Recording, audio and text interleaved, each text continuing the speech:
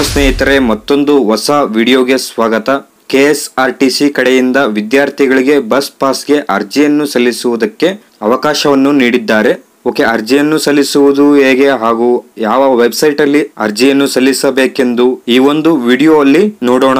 ಅದಕ್ಕಿಂತ ಮುಂಚೆ ನೀವೇನಾದ್ರೂ ನಮ್ಮ ಚಾನಲ್ಗೆ ಹೊಸದಾಗಿ ವಿಸಿಟ್ ಮಾಡ್ತಾ ಇದ್ರೆ ಈ ಕೂಡಲೇ ಚಾನಲ್ಗೆ ಸಬ್ಸ್ಕ್ರೈಬ್ ಆಗಿ ಹಾಗೂ ವಿಡಿಯೋಗೊಂದು ಲೈಕ್ ಮಾಡಿ. ಮತ್ತು ನಮ್ಮ ಟೆಲಿಗ್ರಾಮ್ ಚಾನಲ್ಗೆ ಏನಾದ್ರು ಜಾಯ್ನ್ ಆಗಿಲ್ಲ ಅಂದ್ರೆ ಡಿಸ್ಕ್ರಿಪ್ಷನ್ ಅಲ್ಲಿ ಟೆಲಿಗ್ರಾಮ್ ಚಾನಲ್ ಲಿಂಕ್ ಇರುತ್ತೆ. ಆ ಒಂದು ಲಿಂಕ್ ಮೇಲೆ ನೀವು ಕ್ಲಿಕ್ ಮಾಡ್ಕೊಂಡ್ಬಿಟ್ಟು ಟೆಲಿಗ್ರಾಮ್ ಚಾನಲ್ಗೆ ನೀವು ಜಾಯ್ನ್ ಆಗ್ಬೇಕಾಗುತ್ತೆ. ಏನೇ ಒಂದು ಅಪ್ಡೇಟ್ಸ್ ಇರಲಿ ಟೆಲಿಗ್ರಾಮ್ ಅಲ್ಲಿ ಪೋಸ್ಟ್ ಮಾಡೋದ್ರಿಂದ ಟೆಲಿಗ್ರಾಮ್ ಚಾನಲ್ಗೆ ನೀವು ಜಾಯ್ನ್ ಆಗ್ಬೇಕಾಗುತ್ತೆ. ನೀವೇ ಸ್ಕ್ರೀನ್ ಮೇಲೆ ನೋಡ್ತಾ ಇರಬಹುದು, ಕೆಎಸ್ಆರ್ಟಿಸಿ ಕಡೆಯಿಂದ ನೋಟಿಫಿಕೇಶನ್ ಬಿಟ್ಟಿದ್ದಾರೆ. ಕೆಎಸ್ಆರ್ಟಿಸಿ ವಿದ್ಯಾರ್ಥಿ ಬಸ್ ಪಾಸ್ ಆನ್ಲೈನ್ ಅರ್ಜಿ ಸಲ್ಲಿಸಲು ಅವಕಾಶ. ವಿದ್ಯಾರ್ಥಿಗಳಿಗೆ ಬಸ್ ಪಾಸ್ಗೆ ಅರ್ಜಿಯನ್ನು ಸಲ್ಲಿಸುವುದಕ್ಕೆ ದಿನಾಂಕ ಬಂದು ಮೇ 31ರಿಂದ ಅರ್ಜಿನ ಸಲ್ಲಿಸುವುದಕ್ಕೆ ಆನ್ಲೈನ್ ಡೇಟ್ ಸ್ಟಾರ್ಟ್ ಆಗುತ್ತೆ. 2024-25ನೇ ಸಾಲಿನ ಶೈಕ್ಷಣಿಕ ವರ್ಷದ ಶಾಲಾ ಮತ್ತು ಪದವಿ ಪೂರ್ವ ಕಾಲೇಜುಗಳು ಪ್ರಾರಂಭವಾಗಿದ್ದು, ಕೆಎಸ್ಆರ್ಟಿಸಿ ವಿದ್ಯಾರ್ಥಿ ಬಸ್ ಪಾಸ್ ಪಡೆಯಲು ವಿದ್ಯಾರ್ಥಿಗಳು ಸೇವಾ ಸಿಂಧು ಪೋರ್ಟಲ್ನಲ್ಲಿ ಅರ್ಜಿ ಸಲ್ಲಿಸಬೇಕಿರುತ್ತದೆ ಎಂದು ನಿಗಮವು ತಿಳಿಸಿದೆ. ಸ್ನೇಹಿತರೆ, ಕೆಎಸ್ಆರ್ಟಿಸಿ ಬಸ್ ಪಾಸ್ಗೆ ಅರ್ಜಿಯನ್ನು ಸಲ್ಲಿಸುವುದಕ್ಕೆ ನೀವು ಸೇವಾ ಸಿಂಧು ವೆಬ್ಸೈಟ್ಗೆ ಭೇಟಿ ನೀಡಿ ನೀವು ಬಸ್ ಪಾಸ್ಗೆ ಅರ್ಜಿಯನ್ನು ಸಲ್ಲಿಸಬೇಕಾಗುತ್ತದೆ. ಅದಾದ್ಮೇಲೆ ಪ್ರಸಕ್ತ ವರ್ಷದಲ್ಲಿ ಸರ್ಕಾರದ ಆದೇಶದಂತೆ ಸಂಪೂರ್ಣ ಗಣಕೀಕೃತವಾಗಿ ವಿದ್ಯಾರ್ಥಿ ಬಸ್ ಪಾಸ್ಗಳನ್ನು ವಿತರಿಸಲಾಗುವುದು.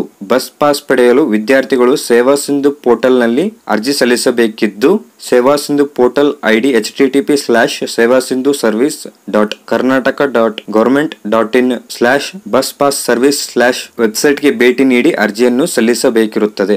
ಆಗ್ಲೇ ಹೇಳಿರುವ ಹಾಗೆ ನೀವು ಬಸ್ ಪಾಸ್ಗೆ ಅರ್ಜಿಯನ್ನು ಸಲ್ಲಿಸುವುದಕ್ಕೆ ಸೇವಾ ಸಿಂಧು ವೆಬ್ಸೈಟ್ಗೆ ಭೇಟಿ ನೀಡಿ ನೀವು ಅಪ್ಲಿಕೇಶನ್ ಸಬ್ಮಿಟ್ ಮಾಡಬೇಕಾಗುತ್ತೆ. ಅದಾದ್ಮೇಲೆ ವಿದ್ಯಾರ್ಥಿಗಳು ಮೇ 31ರಿಂದ ಸೇವಾ ಸಿಂಧು ಪೋರ್ಟಲ್ ನಲ್ಲಿ ಬಸ್ ಪಾಸ್ಗಾಗಿ ಅರ್ಜಿಯನ್ನು ಸಲ್ಲಿಸಬಹುದಾಗಿದೆ. ನಾನು ಆಗ್ಲೇ ಹೇಳಿರುವ ಹಾಗೆ ಬಸ್ ಪಾಸ್ಗೆ ಅರ್ಜಿಯನ್ನು ಸಲ್ಲಿಸುವುದಕ್ಕೆ ಮೇ 31ರಿಂದ ಬಸ್ ಪಾಸ್ಗೆ ಅಪ್ಲಿಕೇಶನ್ಸ್ ಸ್ಟಾರ್ಟ್ ಆಗ್ತಾ ಇದೆ. ಹಾಗೆ ಇನ್ನೊಂದು ಇಲ್ಲಿ ಮೆನ್ಷನ್ ಮಾಡಿರೋದೇನೆಂದ್ರೆ, ಆನ್ಲೈನ್ ಪೋರ್ಟಲ್ ನಲ್ಲಿ ಅರ್ಜಿ ಸಲ್ಲಿಸಲು ಯಾವುದೇ ಶುಲ್ಕ ಇರುವುದಿಲ್ಲ. ಫ್ರೆಂಡ್ಸ್, ಬಸ್ ಪಾಸ್ಗೆ ಅರ್ಜಿಯನ್ನು ಸಲ್ಲಿಸುವುದಕ್ಕೆ ನಿಮ್ಗೆ ಯಾವುದೇ ಫೀ ಪೇಮೆಂಟ್ ಇರುವುದಿಲ್ಲ. ಅಂಡ್ ಇದಲ್ಲದೆ ವಿದ್ಯಾರ್ಥಿಗಳು ಕರ್ನಾಟಕ 1, ಗ್ರಾಮ 1 ಮತ್ತು ಬೆಂಗಳೂರು 1 ಕೇಂದ್ರಗಳಿಗೆ ಭೇಟಿ ನೀಡಿ ಅಲ್ಲಿನ ಸಿಬ್ಬಂದಿಯ ಮೂಲಕವೂ ಅರ್ಜಿ ಸಲ್ಲಿಸಬಹುದಾಗಿದೆ. ಫ್ರೆಂಡ್ಸ್, ನೀವು ಅರ್ಜಿಯನ್ನು ಸಲ್ಲಿಸುವುದಕ್ಕೆ ಕರ್ನಾಟಕ 1, ಗ್ರಾಮ 1 ಮತ್ತು ಬೆಂಗಳೂರು 1 ಕೇಂದ್ರಗಳಿಗೆ ಭೇಟಿ ನೀಡಿ ನೀವು ಅರ್ಜಿನ ಸಲ್ಲಿಸಬೇಕಾಗುತ್ತೆ. ಅರ್ಜಿ ಸಲ್ಲಿಸಲು ಸರ್ಕಾರದ ಆದೇಶದಂತೆ 30 ರೂಪಾಯಿ ಸೇವಾ ಶುಲ್ಕವನ್ನು ಕೇಂದ್ರಗಳ ಸಿಬ್ಬಂದಿ ಪಡೆಯಲು ಅವಕಾಶವಿರುತ್ತದೆ. ಫ್ರೆಂಡ್ಸ್, ನೀವು ಗ್ರಾಮ 1, ಕರ್ನಾಟಕ 1 ಹಾಗೂ ಬೆಂಗಳೂರು 1 ಕೇಂದ್ರಗಳಲ್ಲಿ ಅರ್ಜಿ ಸಲ್ಲಿಸುವಾಗ ನೀವು 30 ರೂಪಾಯಿ ಪೇಮೆಂಟ್ ನ ನೀವು ಮಾಡಬೇಕಾಗುತ್ತೆ. ಅದಕ್ಕಿಂತ ಜಾಸ್ತಿ ಅಮೌಂಟ್ ನೀವು ಕೊಡೋ ಅವಶ್ಯಕತೆ ಇಲ್ಲ. ಅದಾದ್ಮೇಲೆ ಅರ್ಜಿ ಅನುಮೋದನೆಯಾದ ವಿದ್ಯಾರ್ಥಿಗಳಿಗೆ ಪಾಸ್ ಪಡೆಯಲು ಭೇಟಿ ನೀಡಬೇಕಿರುವ ಕೌಂಟರ್ ನ ಹೆಸರು, ವಿಳಾಸ ಮಾಹಿತಿಯನ್ನು ಅರ್ಜಿಯಲ್ಲಿ ನೀಡಲಾದ ಮೊಬೈಲ್ ಸಂಖ್ಯೆಗೆ SMS ಕಳುಹಿಸಲಾಗುವುದು.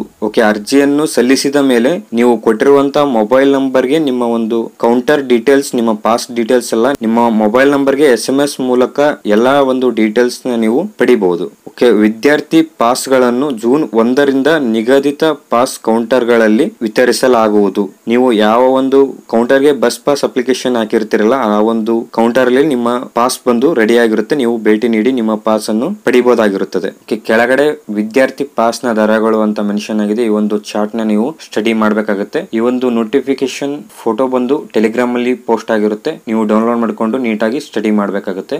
ಇಲ್ಲಿ ಪಾಸಿನ ವಿಧ, ಅವಧಿ, ಸಾಮಾನ್ಯ ವಿದ್ಯಾರ್ಥಿಗಳಿಗೆ ಅಮೌಂಟ್ ಹಾಗೂ ಇತರ ವಿದ್ಯಾರ್ಥಿಗಳಿಗೆ ಅಮೌಂಟ್ ಎಷ್ಟು ಪೇ ಮಾಡಬೇಕೆಂದು ಈ ಒಂದು ಚಾರ್ಟ್ ಅಲ್ಲಿ ಮೆನ್ಷನ್ ಆಗಿರುತ್ತೆ. ನೀವು ನೀಟಾಗಿ ಸ್ಟಡಿ ಮಾಡಬೇಕಾಗುತ್ತೆ. ಬಸ್ ಪಾಸ್ಗೆ ಅರ್ಜಿಯನ್ನು ಸಲ್ಲಿಸುವುದು ಹೇಗೆ ಅಂತ ವಿಡಿಯೋ ಏನಾದ್ರು ಬೇಕಾದ್ರೆ ನೀವು ಕೆಳಗಡೆ ಕಮೆಂಟ್ ಮಾಡಬೇಕಾಗುತ್ತೆ. ನಾನು ಬಸ್ ಪಾಸ್ಗೆ ಅಪ್ಲಿಕೇಶನ್ ಸಬ್ಮಿಟ್ ಮಾಡುವುದು ಹೇಗೆ ಅಂತ ಡೀಟೇಲ್ ಆಗಿ ವಿಡಿಯೋನ ಅಪ್ಲೋಡ್ ಮಾಡ್ತೀನಿ. ಹಾಗೂ ಈಗಾಗಲೇ ನಮ್ಮ ಚಾನೆಲ್ ನಲ್ಲಿ ಬಸ್ ಪಾಸ್ಗೆ ಅರ್ಜಿಯನ್ನು ಸಲ್ಲಿಸುವುದು ಹೇಗೆ ಅಂತ ಒಂದು ವಿಡಿಯೋ ಅಪ್ಲೋಡ್ ಆಗಿದೆ. ಈ ಒಂದು ವಿಡಿಯೋನ ನೀವು ಚೆಕ್ ಮಾಡಬಹುದು. ಡಿಸ್ಕ್ರಿಪ್ಷನ್ ಅಲ್ಲಿ ಲಿಂಕ್ ಇರುತ್ತೆ. ಈ ಒಂದು ವಿಡಿಯೋ ನೋಡೋ ಮುಖಾಂತರ ನೀವು ಬಸ್ ಪಾಸ್ಗೆ ಅರ್ಜಿನ ನಿಮ್ಮ ಮೊಬೈಲ್ ನಲ್ಲೇ ನೀವು ಸಲ್ಲಿಸಬಹುದು.